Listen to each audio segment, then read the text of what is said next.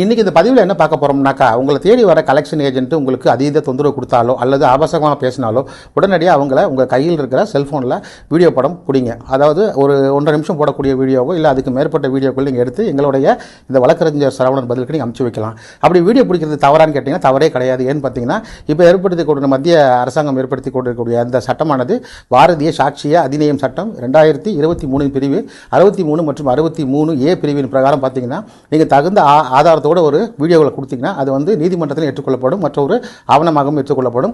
உங்கள் வழக்கு நீங்கள் தாக்கல் செய்யும்போது தாராளமாக அந்த வீடியோவில் நீங்கள் அனுப்பலாம். அதே போல் அது வீடியோ உண்மை தன்மையை நீங்கள் விளக்கி அந்த வீடியோவை கீழே கொடுக்கப்பட்டுள்ள வாட்ஸ்அப் நம்பருக்கு நீங்கள் அனுப்பிச்சிங்கன்னா, ஒரு bank recovery agent, collection agent, credit card, personal loan, business loan, secured unsecured, இப்படி யாரும் தொந்தரவு கொடுத்தாலும் சரி, உடனடியாக அவர்கள் வாயாலே வந்து எந்த அலுவலகத்திலிருந்து எந்த வங்கியில் இருந்து வருகிறோம் என்று தெரியாத தகவல்களை கேட்டு நீங்கள் எங்களோட அந்த வாட்ஸ்அப் நம்பருக்கு அனுப்பிச்சிங்கனாக்கா சட்ட பிரகாரம் வந்து இது எங்களுடைய 5 லட்சம் சப்ஸ்கிரைபர் கொண்ட நம்மளோட யூடியூப் மற்றும் ஃபேஸ்புக் பேஜ், இன்ஸ்டாகிராம் பகுதியில் வெளியிடப்படும் கேட்டுக்கிறேன். நிறைய பேர் இந்த கேள்வி கேட்டதுனால சொல்கிறேன்.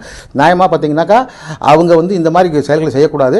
தொடர்ந்து அவர்கள் வந்து அத்துமீறும் வகையில் இருக்கிறதுனால இந்த ஒரு செயலை நாம் செஞ்சு தான் ஆகணும். சட்டப்படி இது குற்றம் இல்லை.